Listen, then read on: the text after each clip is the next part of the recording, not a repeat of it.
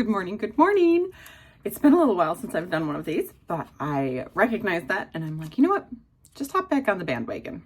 So there's grace in things, right? Life can get really crazy and full and chaotic. And the point isn't perfection. That's been a big struggle of mine, especially growing up in the dance world. But today we're going to talk about actually money. So I've been on this journey, this trek, if you will, that I recognized there were some things in me when it comes to the construct of money that I just felt like I couldn't get past. There was something stuck in my mind about money and the value of it and what it actually meant and the meaning behind it. So the construct behind the value of money. So I've been doing some work and reading some books. And at this point in time, one of the things I recognize about money is we create a relationship with money. So what do I mean by that exactly? So we wrap our emotions around the object or the thing, the concept, the construct of money. If you took a dollar bill or $100 bill or any of those, it's just a piece of paper, right? And even coins, right? The weightedness of it has a certain value, but it's not, it's really just metal, if you think of it that way. And even gold, right? Gold is one of those really super valuable commodities, gold, diamonds, but it's just a stone. It's just a metal, right? Or vice versa, just a metal, just a stone. But we place the value on it. We place that emotion to what it does for our life. And when you recognize that we create the emotions or the relationship around money, you can begin to kind of go, whoa, this feeling that I'm having isn't really about the money, is it? And I think that's a really valuable thing to understand. In fact, those value and those emotions, they can really control your life. So when we start to get triggered by things when it comes to money, we have to look at ourselves and go, what's happening in us and why is this taking place?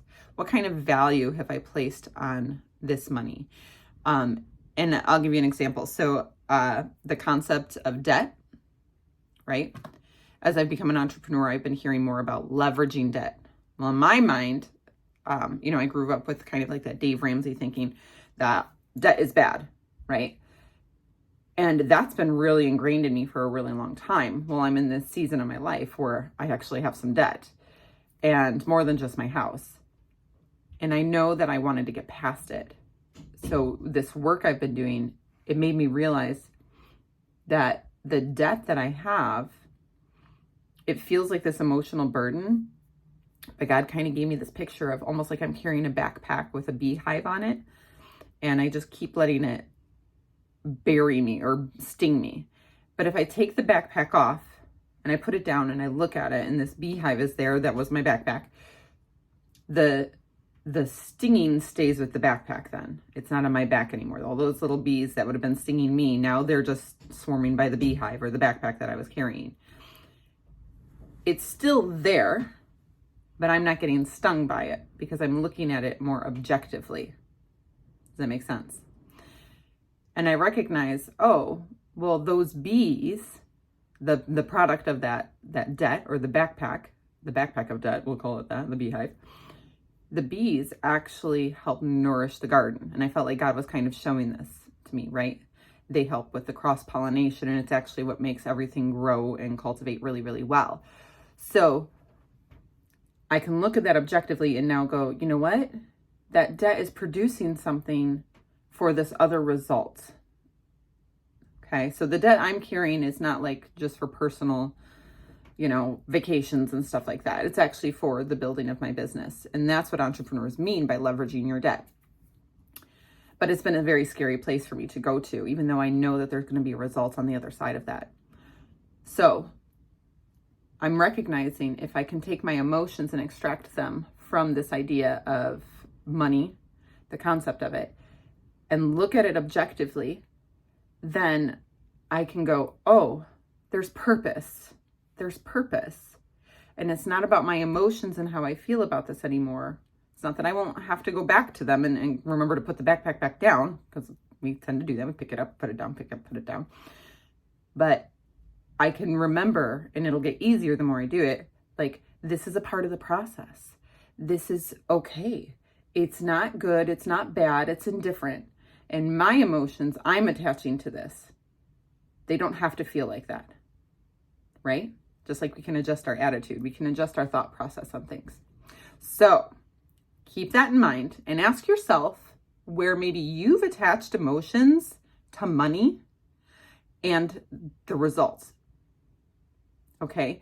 If we think of money as simply a resource, okay, it is not the goal, but it's just a resource that actually helps us to deliver the gifts and the talents that God wants us to use.